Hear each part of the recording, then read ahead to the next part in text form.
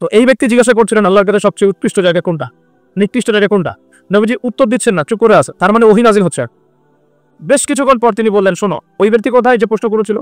বলা হলো ওই যে, ডেকে নিয়ে আস। তাকে কাছে ডেকে বলা হচ্ছে, শোনো আল্লাহর কাছে সবচেয়ে উৎকৃষ্ট জায়গা হচ্ছে মসজিদ। কোন জায়গা ভাই? মসজিদ। আর আল্লাহর কাছে সবচেয়ে নিকৃষ্ট জায়গা হচ্ছে বাজার। কোন জায়গার? বাজার। যেটা আমাদের এখন বেশি বেশি বাজার, ঘন ঘন বাজার। শেষ জামানায় বাজার ঘন ঘন হবে, কিয়ামতের আলামত। বাজার ঘাট হবে তো ঘন ঘন, বাসা থেকে বের হলেই বাজার। এটা হয় না এখন? তো এত কিছু চোখে থাকার পরে মানুষকে বোঝাতে হয় যে হাতে সময় কম। আল্লাহ পাকের গজব একটার পর একটা আসতে আছে, দেখতে পারতেছেন না? সামনে যে বড় সড়ো কোনো বন্যা হয় কিনা আল্লাহ ভালো জানেন।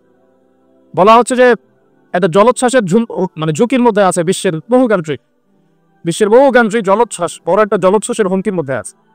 20 ফুট থেকে 25 ফুট পানি উঠে যাবে, উঠে উপকূলবর্তী অঞ্চলগুলো ডুবিয়ে দিবে। এটা এখন গবেষকরাই বলছে, বিজ্ঞানীরা।